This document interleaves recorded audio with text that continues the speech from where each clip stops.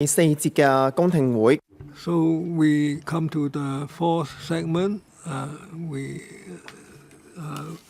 We have to review the poverty situation in Hong Kong. There are over 105 deputations and individuals who have enrolled for this hearing. We are very thankful. Now, what you say will not be protected by the Electoral Powers and Privileges Ordinance, so you are responsible for what you say. Now, after the individuals and deputations have spoken, the administration will respond briefly, and then the members will ask questions. Now, each deputation can speak for 3 minutes. The first one is from Kwai Chung Estate, concerned group for the rights of the elderly, Madam Yao.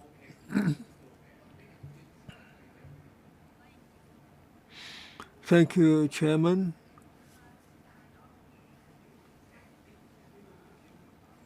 I am a member of the group for elderly rights at Kwai Chung Estate. Now, dental service is very necessary. I have the gum disease.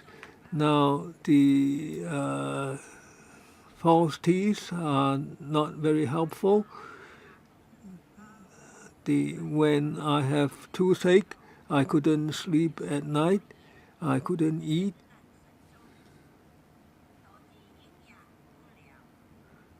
So that leads to malnutrition and poor health. I hope that the government can help us, elderly, to obtain dental service. When we have toothache, we can consult a dentist because the private dental costs are very expensive. I went at 3 a.m. to Tsuen Wan to queue up for the dental service position. There is a quota. Toothache is worse than a major illness. I couldn't sleep at night. My mental and physical health keep deteriorating. Hope the government can pay due attention to dental service for the elderly. We request that there should be dental outpatient service in every district, that there should be mobile dental service in every district. There should be reimbursements for dental costs. There should be dental care vouchers. We hope that the government will improve the dental service for the elderly. Thank you. Thank you, Madam Fong. We hope the administration can respond. Now, there is a headset to obtain interpretation service.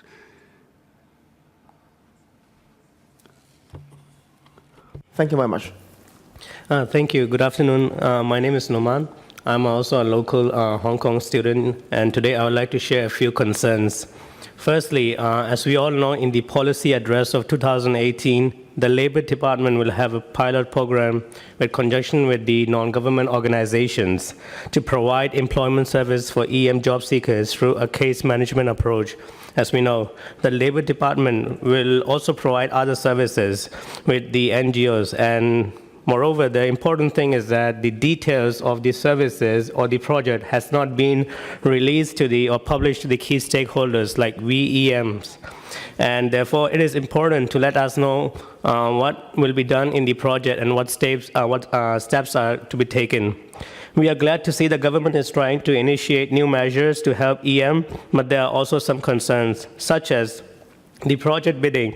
in the pilot scheme, we should not actually emphasize only on the financial concern, but also to look at the quality which is provided by the NGOs, such as lowest bid wins, which actually it's not good for us. But I hope the government actually focuses more on the quality and type of services the NGOs will provide rather than looking at their budgets. And second, besides the employment, does the project also include any social integration? And is the project also focusing on removing segregation from the society? And because I believe if there is no integration among the EMs and the locals, we cannot actually work together and they cannot bring a change. And moreover, social impact is also important. It's because so that I hope it can encourage more employers to actually hire EM job seekers. When there's no social impact, it is impossible that employers will actually, take the initiative to hire job seekers. And lastly, talking about poverty situation in Hong Kong, of ethnic minorities, close to 1 in 5 ethnic minority individuals in Hong Kong are living in poverty. Government report shows that the numbers are increasing over the years. I'm happy to see government is taking initiative to solve the employment problems, but at the same time, I hope the government will show us the objectives or indicators set by the government and eliminate the poverty problems in EM community in the coming future. Thank you. Thank you, Newman. 個問題係針對少數族裔嘅。So it's about EM empowerment. Thank you for your views. Next, we have Mr. Hussain. My name is Afta. Unemployment is one of the major factors leading to poverty. High unemployment and underemployment rates contribute to current poverty situation of ethnic minority. EM population is working poor in Hong Kong. I am casual worker from ethnic minority community. When I explore through jobs from Labor Department and seeks its services, it makes me hopeless. Secondly, Labor Department is not useful in engage with employers to negotiate with them about opportunities. For ethnic minority and the potential that we can bring to labor market, sadly, Labor Department does not even bother to check if the job have genuine requirements.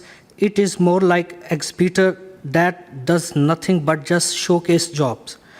Moreover, we can only find jobs through friends and relatives. That does not allow us to have many job opportunities.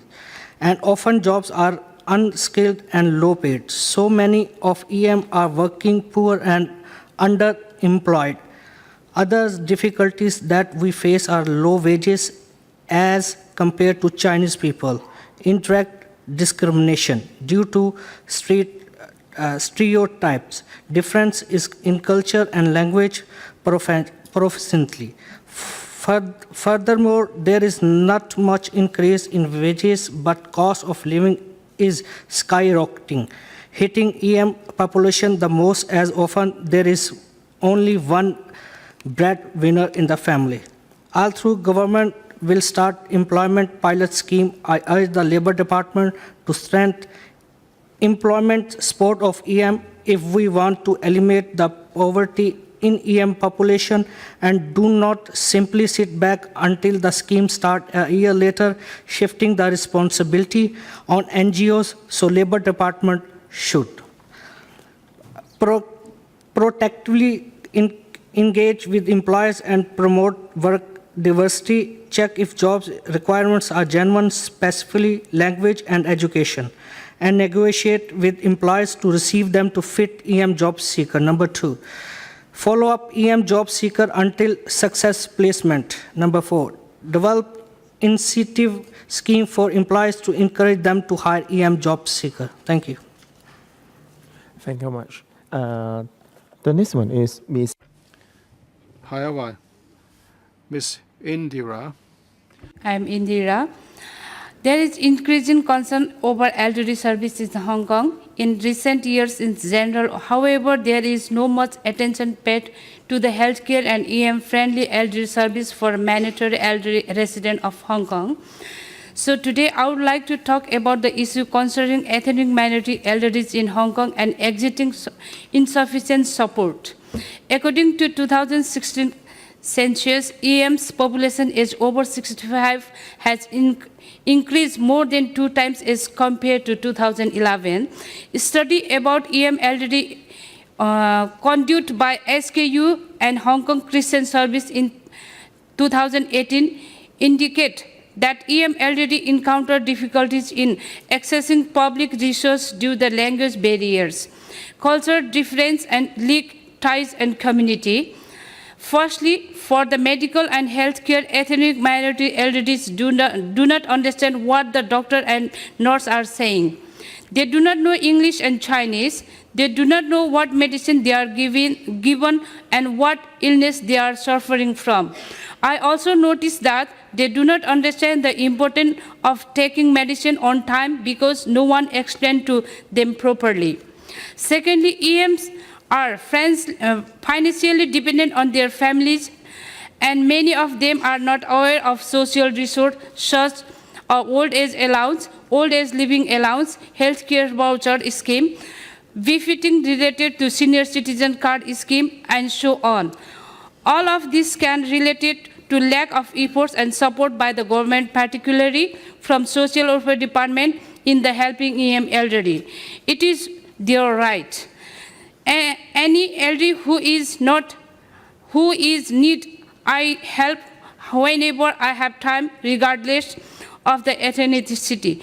I'll go to the hospital with them and translate the things that the doctor said as much as I could, and escort them apply for different subsidies available. I urge the government to provide support to EM elderly by, first, forming a system of caring support or escort service for non-Chinese elderly. Second, specific support from EM elderly at support centers such as DECC, NEC, SE, and so on.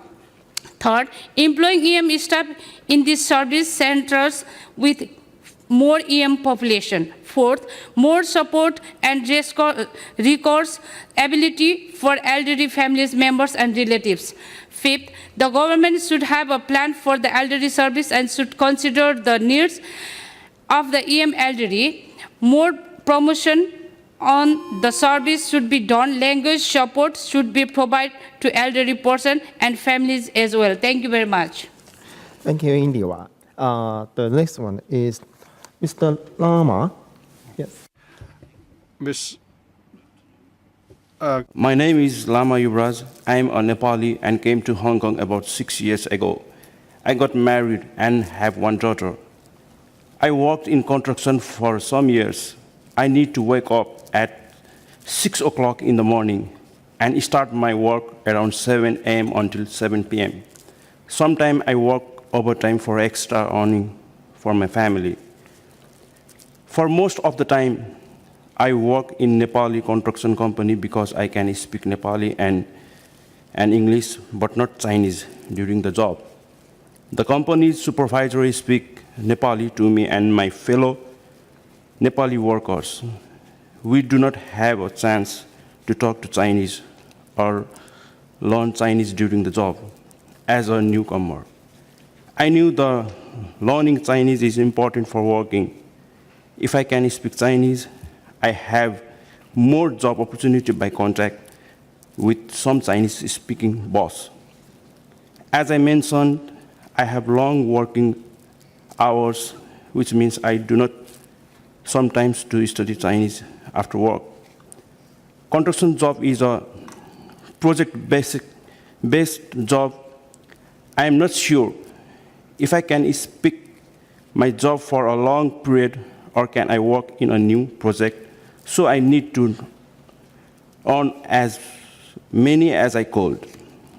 I need to think carefully, but the opportunity cost before I commit to other things. If I can earn extra money by overtime working, most likely I will work but not spend on studying Chinese. Number one, I suggest that the government shall provide an incentive to the companies for training their non-Chinese workers during working hours. It will help both the companies and workers. Two, also, the government shall organize a program to encourage non-Chinese workers to learn Chinese. For example, the student can get a job offer if he or she finished the vocation Chinese training, so that we don't worry about the effectiveness of learning Chinese on finding jobs. Thank you. Thank you so much. Thank you very much. 接住落嚟係嚟自 Next, we have Mr. Zheng Huipeng from Kwai Ching, the Rights Concern Group. My name is Zheng Ba. I want to talk about universal retirement protection system for Hong Kong. I have been advocating this for more than 10 years, but so far the administration has failed to respond to this call for retirement protection. I think the CE is not in favor of universal retirement protection system in Hong Kong. So I do have strong views about her position. We have a big elderly population in Hong Kong, and now the problems are severe. And there's a big wealth gap. Wealthy people tend to get more and more wealthy, and those who are not wealthy tend to be more and more not wealthy, especially elderly people. I know that that there's an elderly person begging for money in order to have food on the street. I'm saddened by seeing this in Hong Kong. That's why we can find a solution. We can make sure that everyone will have adequate food, at least adequate food for the elderly. So I think a proper retirement pension would be the answer, and I hope in the future we'll see this implemented in Hong Kong. I hope the CE can do more to help people in poverty and to make sure that they would have sufficient food. So I want to also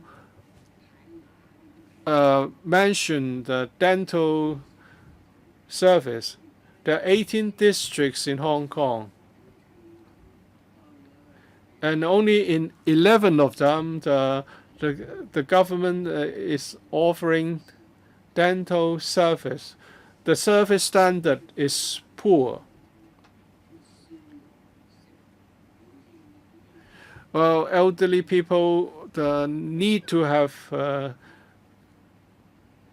good dental conditions, otherwise they will suffer from malnutrition. I think my time is up.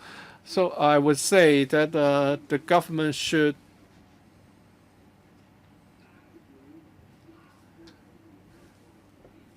set up a body to monitor the delivery of dental service.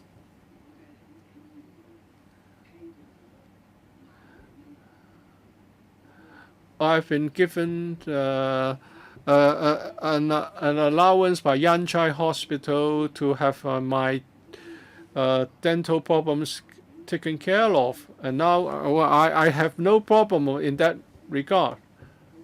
But have been told that if I have other problems that I need to attend to, I will have to pay separately.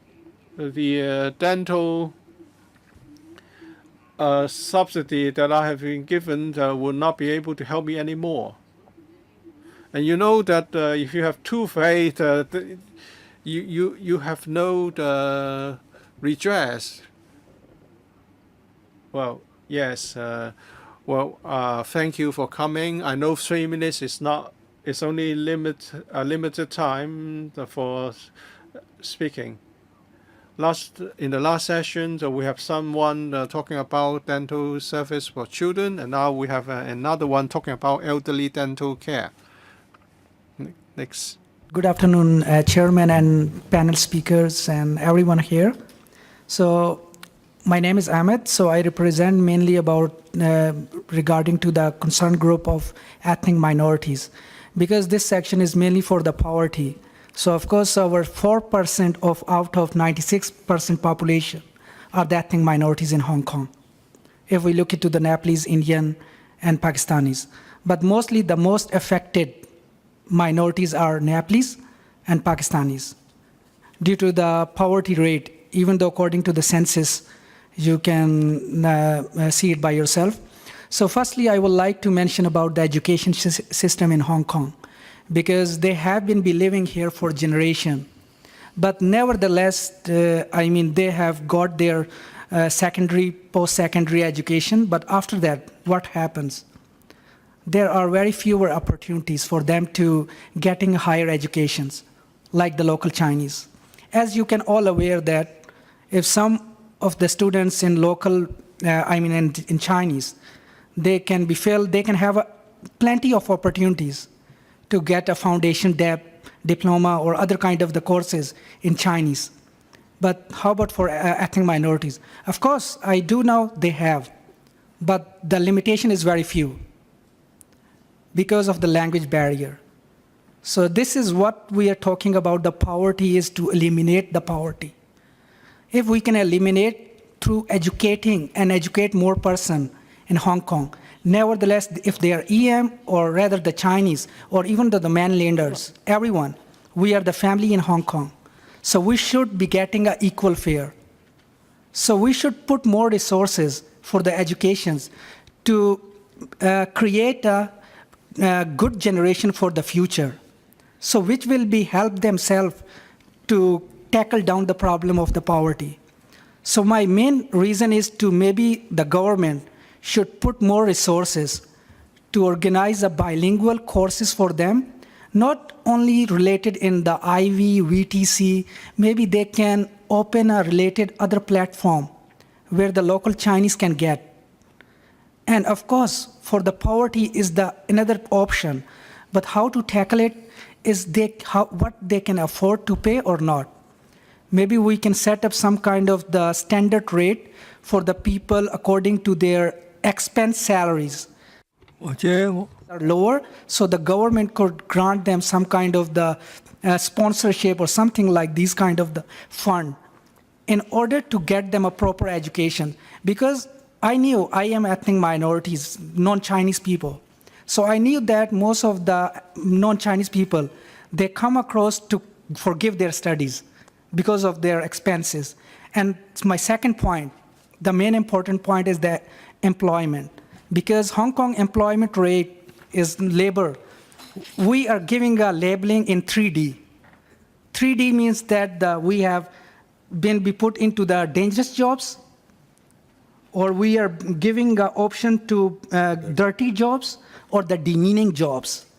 So what we call 3D jobs. But have you ever think that the labor market in Hong Kong is growing? The richer people is getting more richer. The poor people, I'm not talking about the ethnic minorities only, but I am also representing the locals people in Hong Kong. They're getting more poor because the inflation and the deflation will be occurring every year. If you grant some amount of the money every year, maybe the 4,000, sharing and caring, so what does it mean for this year? Only for a small time, they can have some kind of the sustainability, but we are talking about the long term. Whether you can detain or determine these kind of the poverty by giving them an equal access into the labor market, you can promote them according to their duration of the work. Maybe you can increase their salaries. But I just mentioned about the 3D. So I would like everyone to think about this concept. We are here to eliminating the poverty.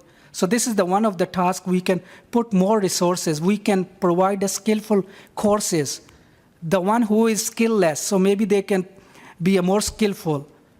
Because I've seen that most of the courses are conducted in Chinese, very few opportunities for the English speaker.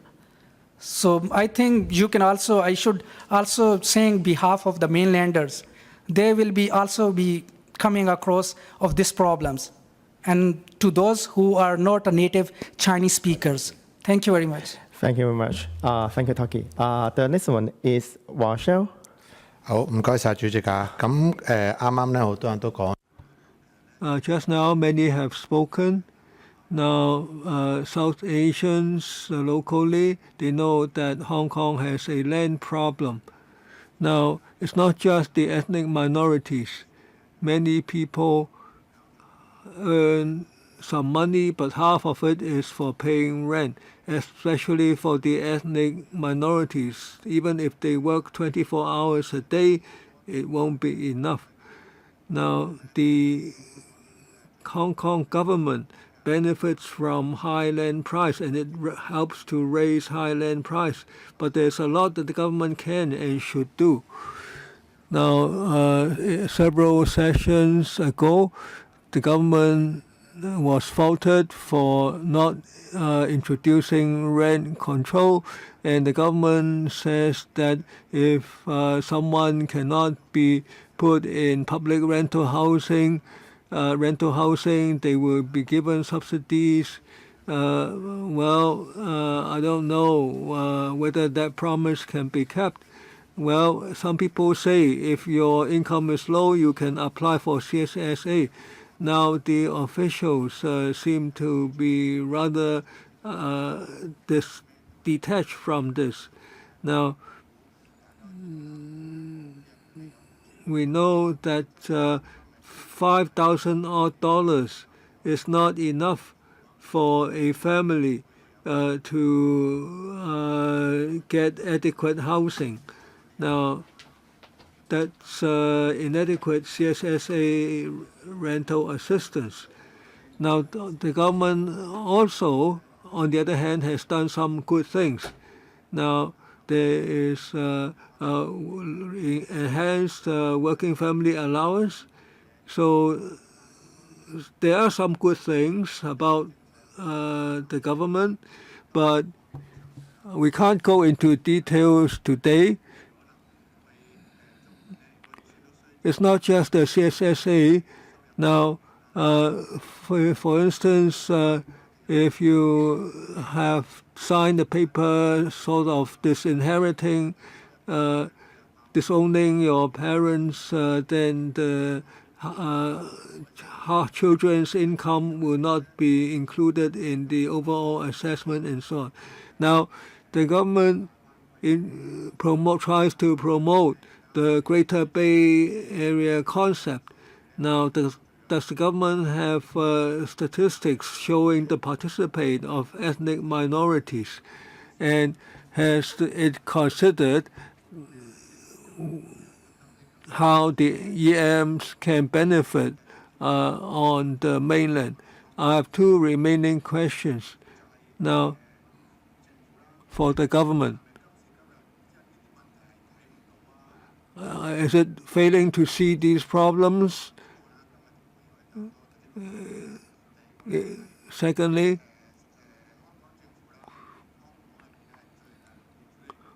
the government is the largest employer in Hong Kong. Now, we know that the police force has engaged several South Asian policemen.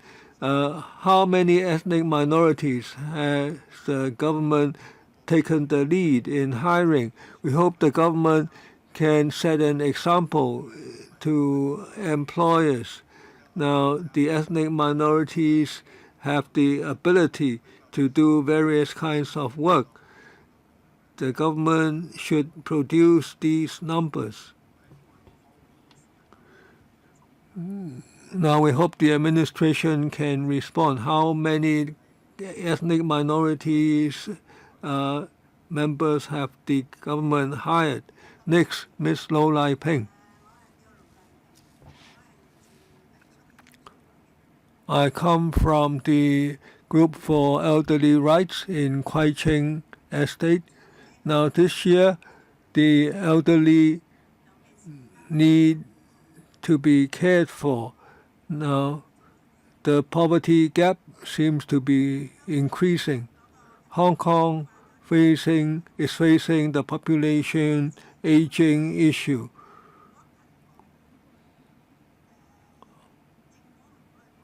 If the government doesn't try to find ways to help the elderly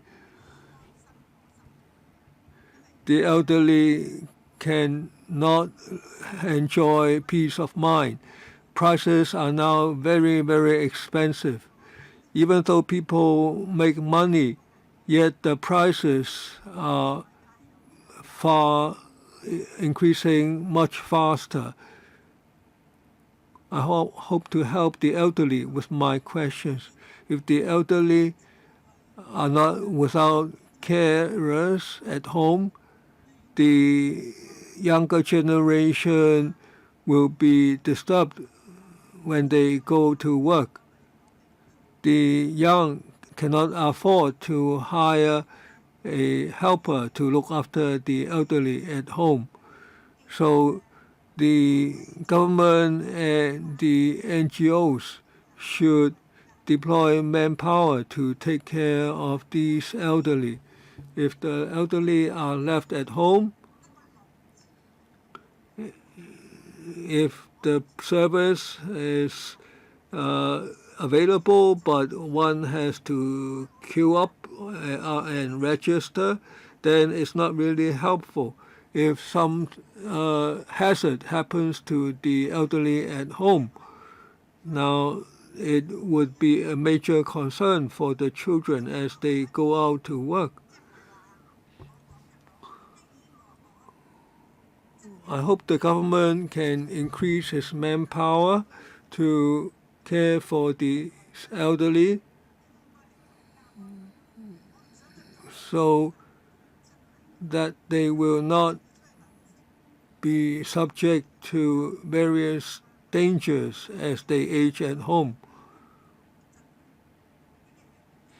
while the younger generation go out to work.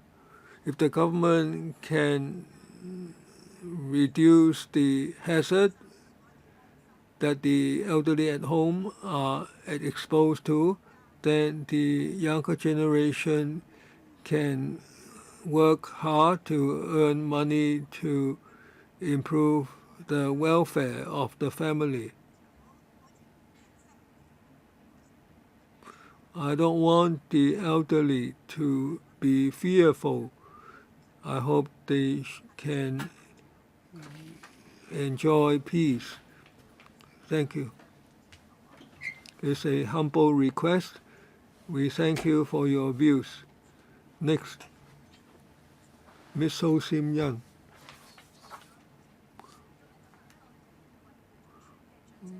Today we came over with several elderly persons from Kwai Chung Estate. Now, after the elderly retired, they don't have any income. They have to rely on the government and public institutions for assistance. But the government's attitude seems to be that the elderly are the forgotten group.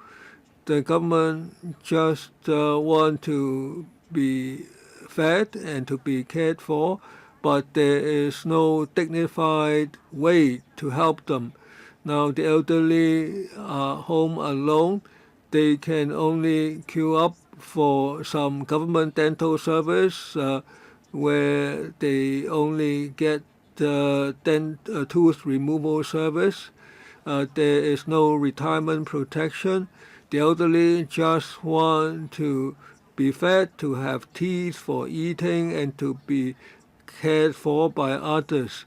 So I'd like to ask the administration on dental service for the elderly. Have you done any studies? Is there any progress? The administration is providing scanty dental service for the elderly, healthcare voucher, emergency dental service, providing limited dental service. and the community care fund is providing once in a lifetime denture service. Now, will this be regularized? Now, the CCF is providing a subsidy of $6,000, and the CSSA assistance is also about the same amount. So, will the government regularize the CCF service, and can it be relaxed? So that it's not just once in a lifetime, but upon need as certified by a dentist. And can the service be extended beyond a set of removable dentures? They want fixed false teeth. And there are upper limits to the healthcare vouchers. The budget says that there will be an increase to $8,000, but that is not enough. We hope that the amount can be accumulated for the rainy day. The government's logic is absurd. It said that the limit for healthcare vouchers is so that the elderly will not leave the money unused, but this is abused by some providers. The elderly spend the remaining amounts on services that are not needed. Next, we have Ms. Lee Ka-wing. Well, I'm a social worker trainee. Well, I've seen many cases of poverty because of unemployment. So we should offer jobs to job seekers. And we know that South Asians have a high unemployment rate, as high as 9.2%, or double that of the general population. Unemployment is related to the poverty. The government has been trying to address the problem of language barrier, especially Chinese language proficiency of EMs. Many employers will ask for the Chinese proficiency. At least they should be able to converse in Chinese, because the employers would like to have Cantonese speaking employees. But is Cantonese the only option? But of course, both Chinese and English are the official languages. So in the business sector, English is widely spoken. But the government is still asking for proficiency in Chinese from EMs. Well, that means that EMs don't even have a chance for an interview. And even for MTRC apprentice training program, those who cannot speak Chinese will not be able to be enrolled. So the government is unwilling to look at the language barrier, and also the need to provide a diversified employment market. Well, as Dr. Lo Chi-kung has said, the poverty line is not equal to poverty alleviation line. So I have three requests. First, please pay attention to the serious unemployment situation of EMs. We should learn from the UK practice. They will look at the difference in ethnic minority unemployment rate vis-a-vis that of the general population. Second, the government should be a role model for employers to promote a charter on inclusiveness. Well, there is a charter proposed by the Equal Opportunities Commission, but the government is not a signatory. Other large corporations such as HSBC has signed the charter. We hope more can be done to help them overcome the language barrier. Well, I'm also receiving training to become a social worker. Is that the Labor Department is going to help EMs to get in their employment services? Is that some EMs cannot cope with the living and expenses even if they work 24 hours a day? Well, unemployment rate for some groups of EMs can be as high as 64% or even 80%. For Nepalese, the case work approach cannot help them.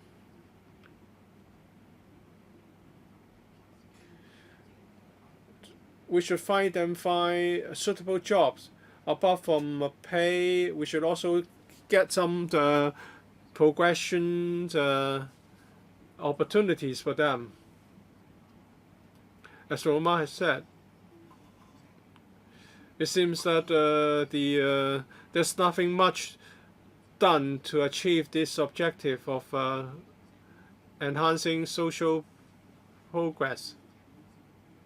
So we have to find out from employers to hire EMs, and there should be follow-up action to ensure that the jobs are quality jobs. But you have a look at the tendering system of the government. The government will award the contracts to the lowest bidders, and as a result, the pay they offer by these jobs are low.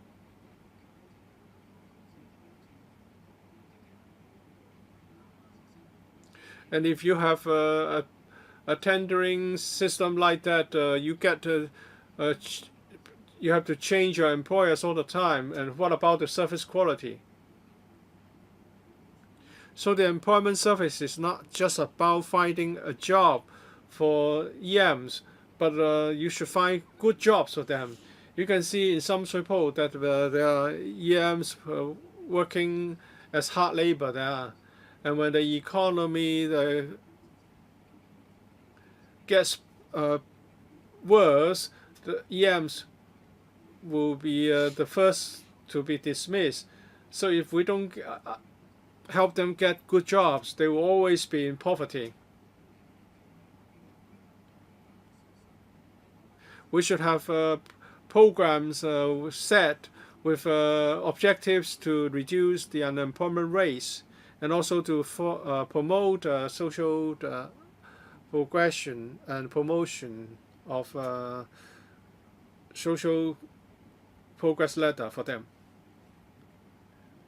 All right, I think social workers have a tough job to do, so maybe we should learn from you later about the availability of various social assistance programs. Next we have Limbo. We see the condition now. The poverty line is unable to reflect the real life situation and does not reflect the current situation, as many workers are still unable to make the ends meet. Workers' families who are not living in public rented houses or on other social welfare like CSSA are paying for expensive rent. This shows there is a financial hardship in their family life. It is estimated that 1.35 million people, that is 1/5 of the population in Hong Kong, are living below the poverty line. Majority of cleaning workers earn about 9,000 to 10,000 a month. The contracts falls on the lowest bidder, so cleaning companies pay workers less. This is a practice that depresses wages. There are lucky few ones who can enjoy day off every week. Most are either forced to work on their rest days because their foreman can't find a substitute, or because they need to do the overtime pay or overtime job to make ends meet. And due to language barriers, there is no bargaining power. Workers also works two jobs as the welfare services is not adequate enough to fulfill their basic needs. During our visit in the garbage station, we have encountered some cleaning workers are using public toilet daily as there are no bathroom in the working place. They will bring their lunch from home and eat in the cleanest room at the toilet, which has limited space to stay. There is a need of changing room and a shower where the expenditure should also focus on. Nepalese cleaning workers are mainly middle-aged workers, consisting of mainly women being the main source of income in the family, are taking care of the children financially, and some of them often gets drive away of the thought of studying after secondary school and focusing slightly on work as they see the hardship of work needs in Hong Kong and the need of financial support. And on the recommendation of the policy, I would like to recommend the government should set a poverty line which will take account of the rental expenses of the needy households and provide them with basic allowances. The government should maintain the standard of the schemes and the provision of adequate resources. Lastly, the government should review the labor laws and introduce more policies that cater the women's needs, such as further education for adults and adequate trainings. Thank you. Không có sai. Thì Thank you. The deputations and individuals attending these sessions have all spoken. I would like to invite the Bureau to respond to the deputations first before I invite members of the subcommittee to speak. Under Secretary? Well, a lot of issues have been covered, so maybe I can be allowed more time to respond. First, on support given to ethnic minorities, we touched on this to some extent in the last session. We've been talking about training, education, employment services. We need to enhance our measures in all these areas. We have launched some measures since 2014. We have seen some results coming from those measures.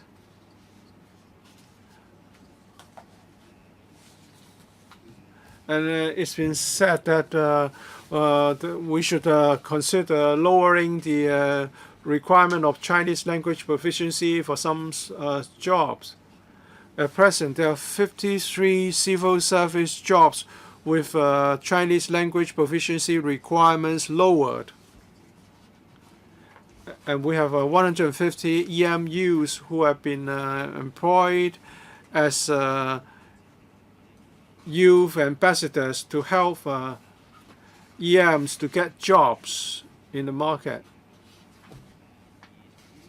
So it's good to start a healthy cycle like that. Some EMs are not very familiar with our social welfare policies and they need more assistance in terms of translation. And some have mentioned the requirement of a statement of non-support from the children in order the parents can get CSSA. Well, that policy was cancelled back in 2017, but we should let more people know through publicity. And we have been trying to reach out to EM groups so that we can assess the EMs directly to see whether they are eligible for certain assistance and measures. If they are eligible, we'll take the initiative to help them submitting the application. We have more and more applications for the working family assistance, and on education, we are going to step up our efforts. And we also understand the need to provide training, retraining of the workforce. We will try to improve the flexibility of the training courses this this is required on our part, and we need to provide help to employers as well. The Labor Department is going to engage an NGO to provide dedicated employment services to EMs on a case management basis. Sometimes with the buy-in of employers, what do EMs know about the workplace diversity? Because if we talk about people speaking different languages, whose religions might be different, so what should we do to address their needs? Well, we have a lot to do in the future. And as I've said, the $500 million have been earmarked for more support measures under the committee headed by the Chief Secretary. 睇到咧喺個政策介入之後，嗰個恆常現金咧，嗰個貧窮率已經應該下降到咧係去翻2013年嗰個低水平嘅。咁當中我哋留意得到咧，就其實係應該歸咎於嗰個長者生活津貼嘅一啲優化嘅安排。咁當然我哋嚟緊頭先我都講到係。Now we have announced enhancement measures, enhancing the old age living allowance, the elderly dental service. For instance, in February this year, the assistance age limit has been lowered so that more elderly persons have been able to enjoy the denture service. And now the members will ask questions. There will be myself, Fernando Cheung. Perhaps I will ask questions first, because the other members are attending a meeting next door. 4 minutes each. First, I'd like to thank those who attend today. There have been 4 sessions today.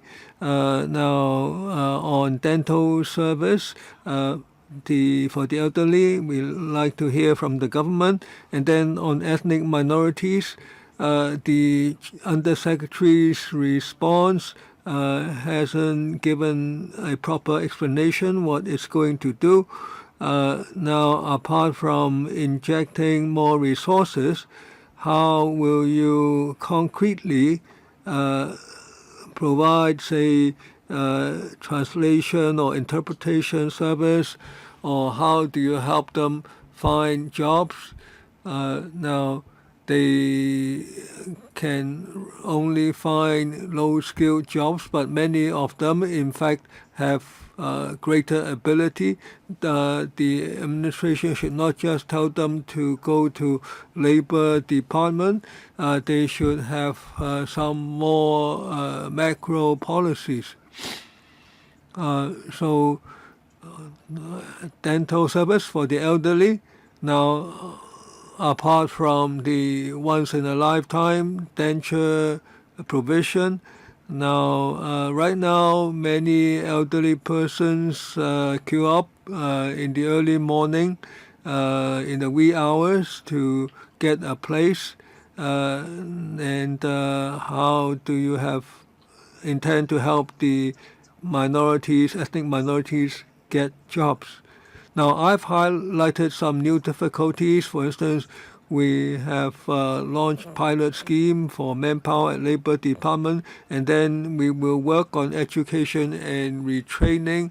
Of course, speakers have asked whether there will be more flexibility on language and the number of classes for retraining. Of course, we will work on those, improve them. Now, and when we have a pilot arrangement for job matching, there will be following up. Now, on dental service, I mentioned some directions within the Community Care Fund, and I've also heard other views. We will pass them on to the relevant policy bureaus and departments. Now, on the EMs, there hasn't been much specific in response. Now, they are very enthusiastic in their attendance today. They were also in the first 3 sessions. They just want to be able to work on job opportunities. Now, will you just try to enhance training, or will you try to find jobs for them? Now, on work training and support and matching, now we are adopting a multi-pronged approach. Now, for many South Asian EMs, the poverty rate is relatively higher because they work on low-skilled jobs and have language problems. Now, sometimes we ask the employers, do you need language skills in these jobs? So we try to find more types of jobs so that the EM friends have more choice. The education of the employer is also important. Will the employer be willing to hire, and what difficulties do they face? And EM friends tell me that they face some difficulties while working. For instance, diversity in workplace, they may encounter problems in culture and religion. So we are aware of that. We will try to enhance not just retraining to improve their ability to be employed, and we also hope that there will be more types of jobs open to them. For instance, for some ethnic EM ladies, they became TAs, teaching assistants, and there are some job categories where the language requirements have been lowered, so more doors are open for EMs to apply to. We will report further in the future. Now, it has been proposed that the government should show how many EM employees have the government hired. Please turn on the mic. I'd like to say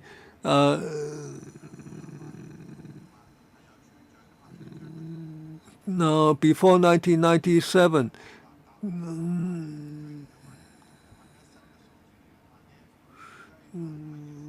there is also this problem of language barrier. Now, I don't know how to address you because the nameplates are all in Chinese.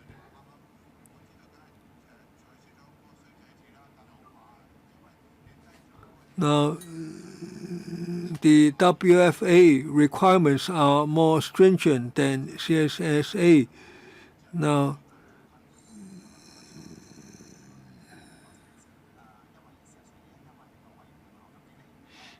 is question time for members, but thank you.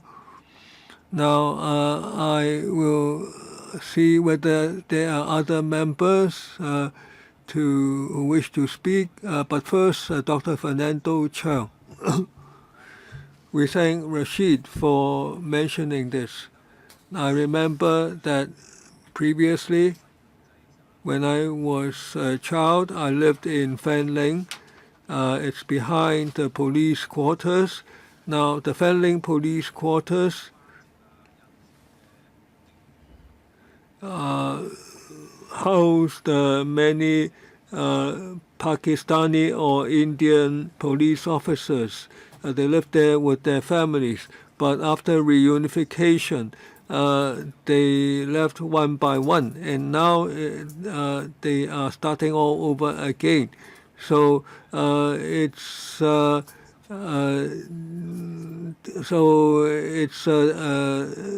deceiving act. Now, you said that you have relaxed the language requirements for over 50 job grades in the government, but can you show us the figures? Now, otherwise it's meaningless. Now, you say you will try to help them through employment, and the EM say the same thing. Now, you have done the studies, you know the characteristics of different ethnic groups. Now, for the Pakistani EMs, the poverty rate is over 50%. This is unacceptable in any jurisdiction. Now you analyze, you say that they have larger families. Usually it's the male head of family who goes out to work, and he usually works in labor-intensive jobs. So he earns lower wages, so they fall more easily below the poverty line. But what measures do you have to help them? For instance, caring for the children, they have greater need for child care. Do you have special measures for them, for the children to be looked after, so that the woman can go out to work? Now, will you provide such service? There is none. For the Nepalese, you say that many of them go to work, most of them go to work, many of them are working poor, so it's clear that they are working on low-income jobs. Why is that? Can you enhance the training? What have you done on the retraining side? Why is it that they have a low rate of living in public rental housing so that they have to pay high rents? Now, we can tell you their experiences, but you don't have the strategy. So you collect your salaries. That's not meaningful. I don't know whether the Undersecretary is familiar with these matters, but what is your thought? Now, you say there's assistance for the elderly. Now, that's a one-off measure. They want a full dental clinic that's open 6 days a week in every district for the elderly. It's a basic service, but you decline. Can you respond? On healthcare, we will reflect the views to the policy bureaus. Now, on employment, we have listed the policies that we're going to introduce and the problems that we try to resolve. Now, the member said that we will enhance their ability to be employed. Now, we attach importance to the WFA. If they meet the requirements, we encourage them to go to work and provide them with more financial support. So we have done such work in the past. We have gotten some NGOs to contact ethnic minority families or employees. Now, many EM friends tell us that they do not have the information. So the design is to help them get more financial incentive to get work and thereby to alleviate the financial pressure. Again, I hear the word enhance, but what is being done for enhancement? When will it be done? What is the scope? How many will be served? if the service is provided, how many people will drop out of poverty? Now, I don't hear that. Now, is it just an excuse?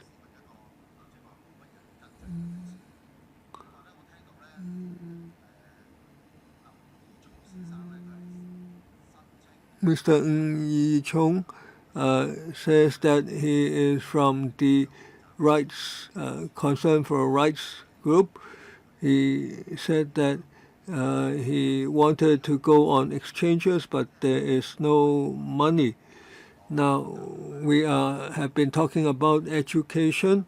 Now this is the way by which grassroots students can gain upward mobility.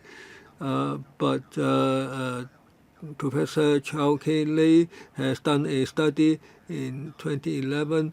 It says that for the richer families, the university admission rate is 3.7 times that of poorer families. He said that in the past decade, the government has increased the number of university places to narrow the poverty gap, the income gap, but this was mistaken. Now, the richer families benefit more.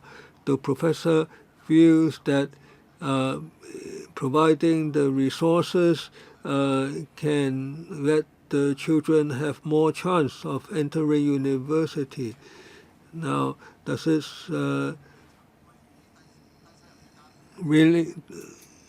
He said that there should be greater assistance on health, etc., so that these young people can attend university. Now, what I would like to single out the plight of the poor children, children in poverty.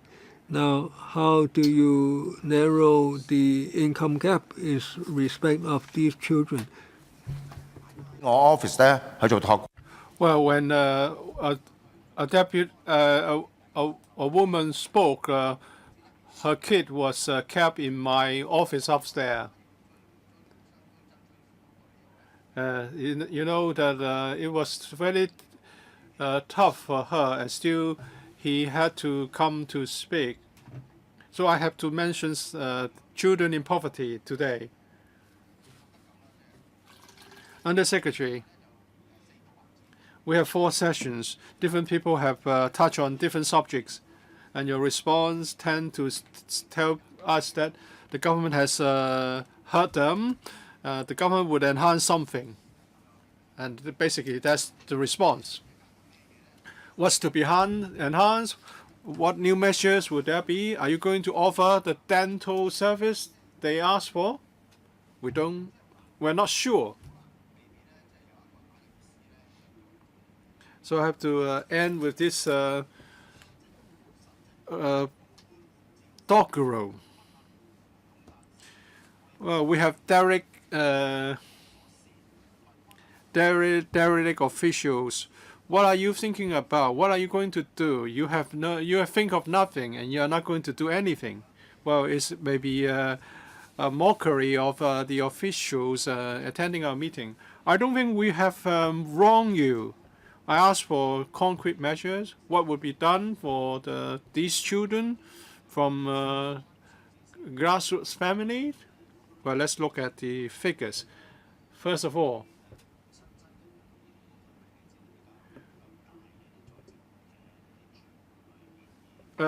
children in poverty mainly come from larger families with elderly parents who are no longer working. For those from working families, the working family allowance scheme, which has been enhanced, can address some of these poverty issues. As at the end of February, the number of beneficiaries is 160, and a few tens of thousands of children in these families which have been assisted under the allowance scheme. For EMs, we are going to set up new outreach teams. SWDs, the Social Welfare Department, have been stepping up their efforts to reach out to these people to enable them to understand the social welfare programs and to help them submit applications. So we're going to enhance our work, and we have seen some measures enhanced so far. And some speakers said women would like to work. And the Commission on Poverty has looked into the causes of their inability to work. And one of the reasons is that these women have to take care of their families. And so we would do more. We will enhance our support measures. If you don't like this word enhancement, or I will tell you that we'll do more. We'll do more in terms of childcare, in terms of employment services. And in the budget, we are going to see more done. For example, we have given out home care service voucher for elderly living in their homes.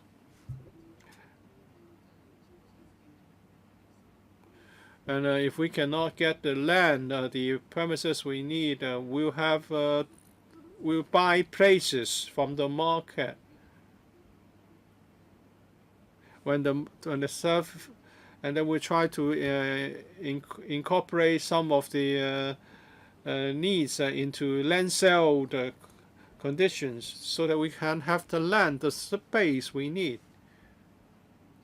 Of course, we have learned from the deputations in all the 4 sections that there's room for improvement in our work. Well, I thank all of them for coming to tell us what they think about the current situation. And for some of the suggestions, we will refer them to the appropriate policy bureaus.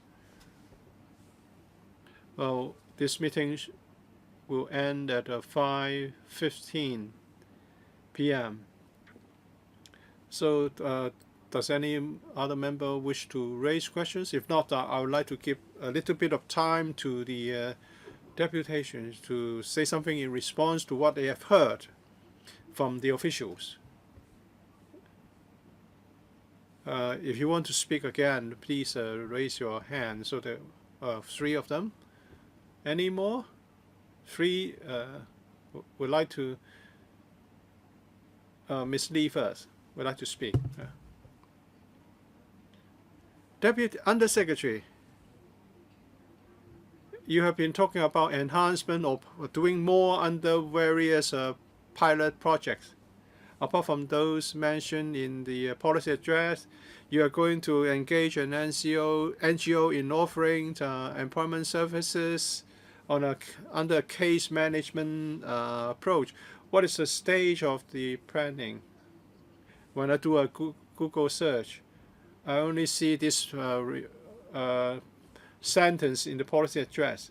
That is to say, you are going to engage an NGO to offer employment services, and that's it. There's no more detail. And also, I would like to ask you whether you have you want so high an ambassador, so high a Chinese language proficiency from EMs, especially the ambassadors, and they are there to serve EMs. I mentioned the first question, which has not been responded to. Our biggest problem is land.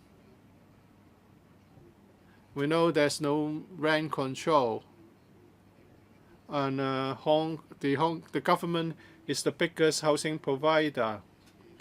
It was said that the government would give a subsidy for those who have been waiting for public housing for over 3 years. I don't know what has happened to that. for the South Asians, the biggest problem for them is that they have to pay rent, which is half of their income. And the CSSA rent allowance is insufficient to pay the actual rent. The people had to reduce their spending on food in order to pay rent. Government committee members, because I told you that before, like you mentioned that there are 150 the vacancies you have provided for the youth ambassador in the Labor Department. But my main concern is that because I talk about ethnic minorities, how you can enhance their capabilities, how you recognize them in the labor market. I don't think so. Even though you open the door in the police department or the other government sector, but I do believe that this is just as a role model. You want to show the people in Hong Kong that you are doing something. I bet you, after 2 or 3 years, those people in the government sector, they will be staying in the same position. They will not be upgraded. So this is what I mean to be. Recognize their potential and provide the equal fairness in the labor market. 好，唔該晒先。咁接住落嚟啦，應該係睇睇局方有冇特別回應。Any further response from the Bureau with regard to the pilot scheme of the Labor Department? Well, I have met with some organizations since the announcement was made. There will be briefing sessions in due course after the funding is secured, and if these people are interested, I would try to see whether we're going to fix some meetings, and that would. And I've been talking about the employment service will be delivered in a case management approach. We'll look at what difficulties they face in their job search. It's not just trying to get a job or just to refer vacancies to them. So I agree with the deputations with regard to the significance of employment.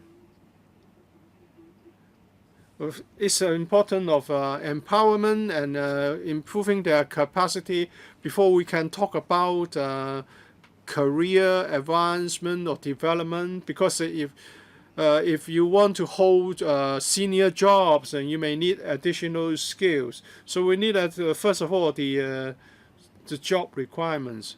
So we're not talking about just frontline jobs. Sometimes there are management jobs. You have given us some examples. I would like to see more success stories so that we can share and we can use them to encourage EMs to learn from these role models. We are more than willing to communicate with EMs so that we know how to improve our work in training and in education. All right, we have had 4 sessions today. This is a long-term issue. I thank you all for coming. So we know that we have to pay particular attention to the situation of EMs, and as I've said, this is going to be a long battle. So I hope the government can revert to us when they got something to offer later. Altogether, 73 deputations and individuals have attended today's meeting. I appreciate that, and we'll follow up the relevant issues on other occasions in this council later.